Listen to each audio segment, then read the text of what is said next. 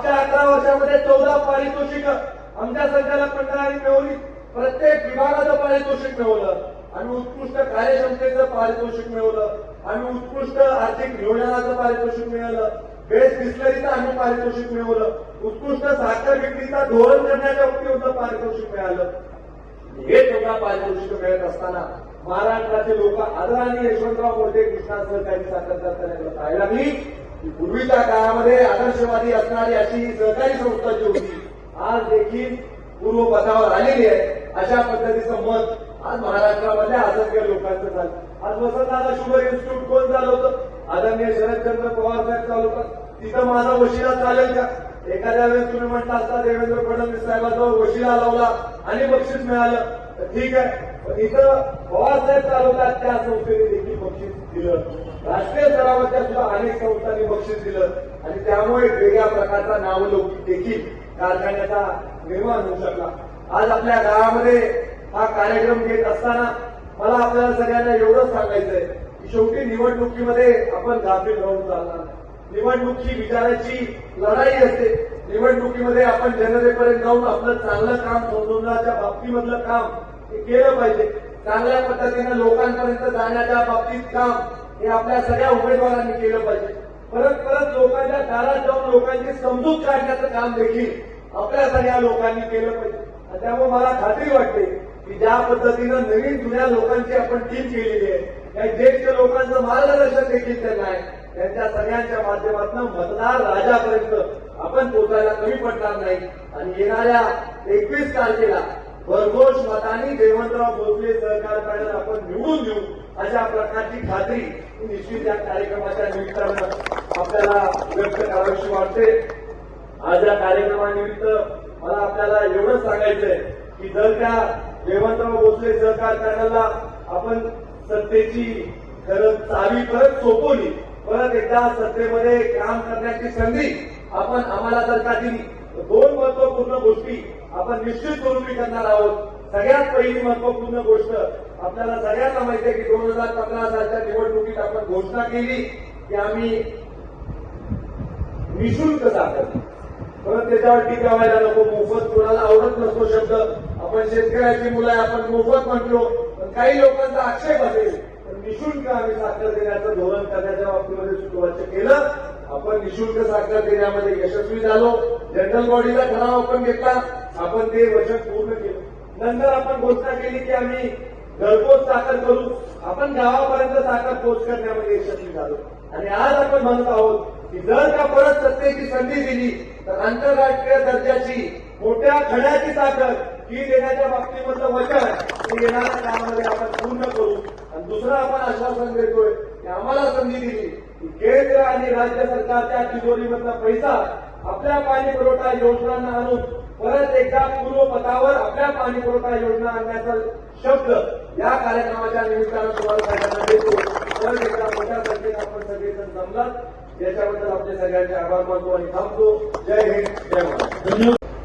आमदार आहे किंवा राजकीय नेते आहेत, एकाही नेत्यानं असा विचार केला नाही की कृष्णेच्या बाबतीमध्ये सगळ्यांनी असा विचार केला की आपल्याला मदत केली पाहिजे कारण ही कारखानदारी चांगली चालली. चांगलं चालली नसती तर असं झालं नसतं. चांगली चालली आहे म्हणून सगळे आता सगळ्यांनी विचार केला की हे असंच पुढे चाललं पाहिजे. मग हे विचार करा, अशा स्थितीमध्ये आपण कुणाच्याही हातात देण्याची ही गोष्ट नाही.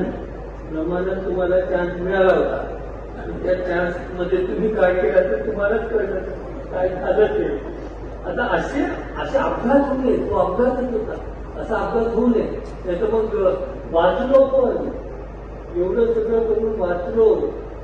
आता परत परत मी वाचू शकत नाही, पण एक मदतदाराचं आता मी एक घेतलेलं आहे की दोन पुस्तकं मी लिहून कारखानदारा कशी चालली पाहिजे आणि कशी बंद पडली पाहिजे. तर ह्याचा तुम्हाला सुद्धा अनुभव नसेल, तुम्हाला माहिती नसेल. माझ्यासमोर सगळं आहे ना, त्या कारखान्याकडे सगळं जे रिपोर्ट आहे ते सगळे कारखान्याकडे आहेत. सगळे जे हिशेब आहेत ते कारखान्याकडे आहेत. सगळ्या ज्या गोष्टी केलेल्या आहेत जाणून केलेल्या आहेत. म्हणून मी सगळ्यांना म्हणतो हे इंग्रजीमध्ये त्याला ब्रेन क्रिया म्हणतात. गिल्टी माइंड म्हणजे क्रिमिनल माइंड आहे. तुम्ही हे सहजासहजी केलं नाही, तुम्हाला त्याच्यातनं पैसे काढायचेच होते, मिळवायचेच होते, असा विचार केल्याशिवाय झालेलं नाही. चुकून झालेलं नाही प्रमाणे सगळ्या गोष्टी जाणून बुजून केलेल्या आहेत.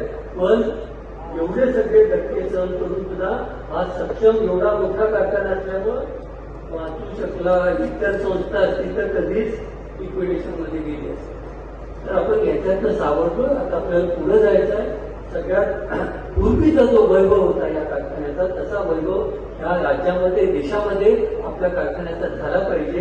या विचारानं आपण या इलेक्शनकडे जातोय. आता आपला जास्त वेळ घेत नाही. वेळ संपत पण आलेली आहे. वेळ 10 वाजलेलेच आहे. ह्या इलेक्शनमध्ये एकच विषय आहे की मागचं इलेक्शन झालं त्यावेळेला आपण 11,000 मतांनी लीडनं निवडून आलो. आता ह्या वेळेला सगळे एक असताना आता किती मतांनी निवडून आलं पाहिजे? आज मग आता तुम्ही विचार करा. 20 म्हणा, जे काही आहे आता तुम्हाला माहिती आहे. बाजूला किती लोक राहिले? बऱ्याच लोकांना विचारतो, अहो विरोधक कोण राहिला आहे? आता सांगत नाही. ग्रामीण भाषेमध्ये मला सांगतात, बाजूला कोण राहिलाय? टाळकी आहे ग्रामीण भागात सांगतात. मला काही म्हणे लोकशाहीमध्ये विरोध असावा, लोकांनी आपापली मतं मांडायला पूर्ण आहे. पण आत्ताची परिस्थिती जे मला फीडबॅक मिळत आहे ते असं सांगते. आणि लोकांना विचारते, अहो विरोधी कोण आहे, हा कोण आहे?